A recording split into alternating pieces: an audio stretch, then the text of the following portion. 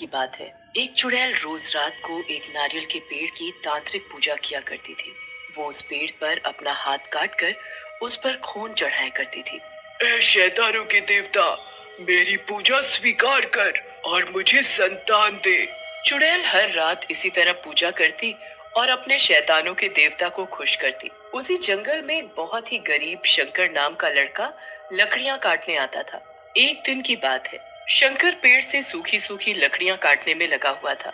ओह, शाम हो गई। आज तो लकड़ियां काटने के चक्कर में समय का पता ही नहीं चला और रात को इस जंगल में रुकना ठीक नहीं है। शंकर जल्दी जल्दी लकड़ियों को एक रस्सी से बांधने लगता है। तभी उसे कुछ अजीब सी आवाजें सुनाई देती है। ये आवाजें कैसी? इस समय कौन हो सकता है? शंकर आवाज सुनने की कोशिश करता है। तभी उसे अचानक से वो आवाजें और भी भयानक सुनाई देने लगती है। ए शैतानों के देवता, मुझे संतान दे, संतान दे, मुझे संतान दे। अजीब सी भयानक आवाजें सुनकर शंकर की हालत और भी खराब हो जाती है। आलतू जलाल तू आई बला को टाल तू, आलतू जलाल तू आई बला को टाल तू। तभी अचानक से उसे एक तेज रोशनी दिखाई देती है। ये रोशनी कैसी? शंकर हिम्मत करके रोशनी की तरफ देखने जाता है तो चौंक जाता है। बाप रे! चुड़ैल! ये तो चुड़ैल है। तभी शंकर जल्दी से झाड़ियों के पीछे छिप जाता है और वो चुड़ैल को देखने लगता है। ये चुड़ैल यहाँ क्या कर रही है? तभी शंकर देखता है कि चुड़ैल अपना हाथ काट कर नारियल के पेड़ पर खून चढ़ा रही है। ए शैतानों के देवता, मुझे संतान दे, संतान दे, संतान दे। लगता है आज मेरा आखिरी दिन है। अगर इस चुड़ैल ने मुझे ये सब करते देख लिया तो वो मेरा ही खून चढ़ा देगी। और जैसे ही चुड़ैल वहां से जाती है तो शंकर नारियल के पेड़ के पास जाता है। तभी उसे उस नारियल के पेड़ से कुछ अजीब सी आवाज सुनाई देती है। आज तो मैं पक्का नहीं बचूंगा। तभी शंकर की नजर नारियल के पेड़ पर पड़ती है। ये क्या? नारियल के पेड़ पर ये नारियल लग रहा है। और देखते ही देखते वो नारियल बड़ा हो जाता है। ये कैसे हो सकता है? ये तो जैसी कोई जादू हो। तभी वो नारियल पेड़ से गिरकर नीचे आ जाता है और उसमें से रोने की आवाज आने लगती है। इस नारियल से रोने की आवाज कैसे आ सकती है? ये कैसे हो सकता है? शंकर जैसे ही नारियल को उठाता है तो वो अपने आप टूट जाता है और उसमें से एक सुंदर सी छोटी सी बच्ची निकलती है, जिसे देखकर शंकर हैरान हो जाता है। ये तो चमत्कार है। नारियल से बच्ची निकली। वो छोटी बच्ची बड़ी जोर जोर से रो रही थी तो शंकर उसे अपनी गोद में उठा लेता है और उसे प्यार करने लगता है। क्या हुआ? क्यों रो रही है तू? चुप हो जा। अरे रे रे रे रे रे, चुप हो जा, चुप हो जा। शंकर के प्यार करने के साथ ही बच्ची चुप हो जाती है और वो बोलने लगती है और चलने भी लगती है, जिसे देखकर शंकर बड़ा हैरान होता है। ये तो चमत्कार हो गया। छोटी सी बच्ची बोलने भी लगी और चलने भी। ये किसी जादू से कम नहीं। तुम कौन हो और नारियल के अंदर से कैसे आई? मेरी माँ चुड़ैल है।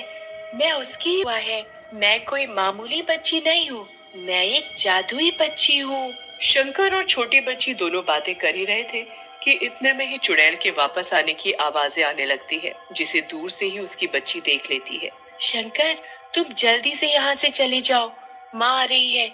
अगर उन्होंने तुम्हें मेरे साथ देख लिया तो वो तुम्हें मार डालेगी। फिर शंकर उस बच्ची को वहीं छोड़कर जाने लगता है तो बच्ची उसका हाथ पकड़कर उससे कहने लगती है, कल तुम फिर मुझसे मिलने आओगे ना? शंकर उस बच्ची को प्यार भरी निगाहों से देख रहा था और धीमी आवाज में सिर हिलाकर उससे कहता है, हाँ, कल मैं तुमसे मिलने जरूर आऊंगा।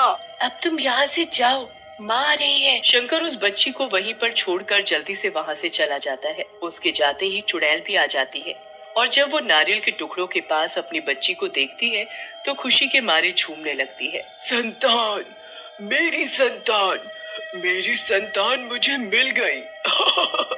मैं भी माँ बन गई। चुड़ैल अपनी बच्ची को गोद में उठाकर प्यार करने लगती है। मेरी बच्ची, मुझे कब से तेरा ही इंतजार था। अब जाकर कहीं मेरा इंतजार खत्म हुआ। एक बार मुझे माँ कहकर बुला। माँ? मेरे कान तरस गए थे माँ सुनने के लिए। फिर चुड़ैल अपनी बच्ची को बहुत प्यार करती है और इसी तरह सुबह हो जाती है और अगले दिन चुड़ैल अपनी बच्ची से कहती है, मेरी बच्ची, मैं तेरे लिए कुछ खाने के लिए लेने जा रही हूँ। तू अपना ध्यान रखना और इधर उधर कहीं मत जाना। ठीक है माँ, मैं अपना ध्यान रखूंगी।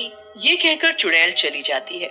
बच्ची वही नारियल के पेड़ के पास बैठी शंकर का इंतजार करने लगती है।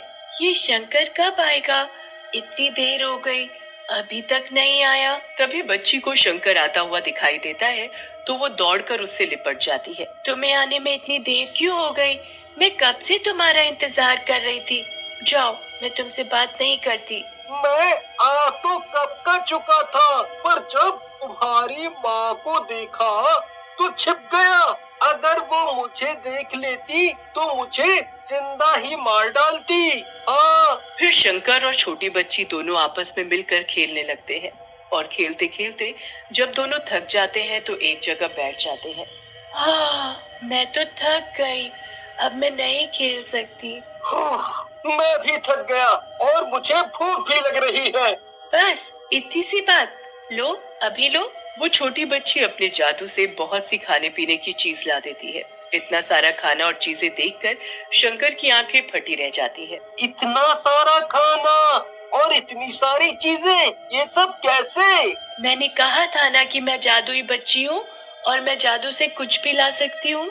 इसी तरह शंकर हर रोज चुड़ैल के जाने के बाद बच्ची से मिलने आता और उसके साथ खूब खेलता और बच्ची भी हमेशा उसका बेसब्री से इंतजार करती। लेकिन कई दिनों तक जब शंकर उससे मिलने नहीं आता तो बच्ची परेशान हो जाती है और उसे उसकी चिंता होने लगती है।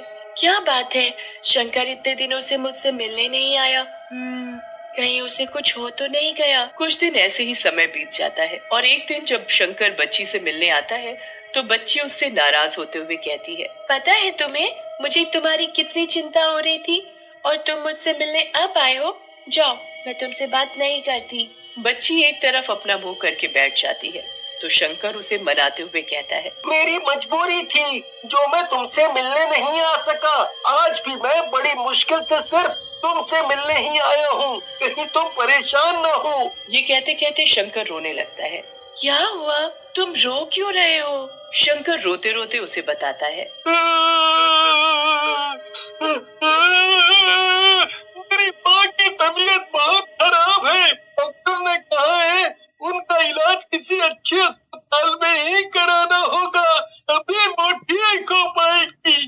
पर मेरे पास उनका इलाज कराने के लिए पैसे नहीं है। अगर मेरी माँ का इलाज समय से नहीं हुआ तो मेरी माँ मर जाएगी। तुम्हारी माँ बीमार है और तुमने मुझे बताया भी नहीं। बच्ची जब शंकर से बात कर रही थी तभी अचानक से एक सांप नारियल के पेड़ से आकर बच्ची के ऊपर गिर जाता है तो शंकर बिना सोचे समझे सांप को अपने हाथ में पकड़ लेता है और उसे चाकू से मार देता है। तभी इतने में ही चुड़ैल आ जाती है और अपनी बच्ची को जमीन पर खून में सना हुआ देखकर आग बबूला हो जाती है। मेरी बच्ची को मारने की तेरी हिम्मत कैसे हुई? मैं तुझे नहीं छोड़ूंगी, मैं तुझे मार डालूंगी। और जैसे ही चुड़ैल शंकर को मारने के लिए अपने हाथ आगे बढ़ाती है तो बच्ची अपनी चुड़ैल माँ को रोक लेती है। माँ, इसे मत मारो, ये मुझे मारना नहीं बचाना चाहता था। माँ, इसने तो सांप से मेरी जान बचाई है और आप इसे ही मारना चाहती हो। चुड़ैल अपनी बच्ची की बात सुनकर शंकर को छोड़ देती है। तुम इसे कैसे जानती हो? फिर बच्ची चुड़ैल को सारी बात बताती है। माँ, जब मेरा जन्म नारियल से हुआ था तब मेरे पास कोई नहीं था, तब सबसे पहले मैंने इसे ही देखा था। माँ, तुम तो मुझे अकेला छोड़कर चली जाती थी, तब यही मेरा दोस्त बनकर मेरे साथ खेलता था। माँ, ये बहुत अच्छा है। तुमने मेरी बच्ची का ध्यान रखा, उसके लिए धन्यवाद। जब तक मेरी बच्ची बड़ी नहीं होगी मेरी शक्ति मुझे नहीं मिलेगी। फिर बच्ची अपना हाथ हवा में घुमाती है और अपने हाथ में बहुत सारे पैसे ले आती है। शंकर, इन पैसों को लो और अपनी माँ का अच्छे से अस्पताल में इलाज कराओ और जब भी तुम्हें किसी चीज की जरूरत हो तो इस नारियल के पेड़ के पास आकर जैसे ही इसे छुओगे तो मैं तुम्हारे सामने आ जाऊंगी। शंकर बच्ची से पैसे लेकर घर चला जाता है और अपनी माँ का एक अच्छे से अस्पताल में इलाज कराता है और जब भी उसे किसी चीज की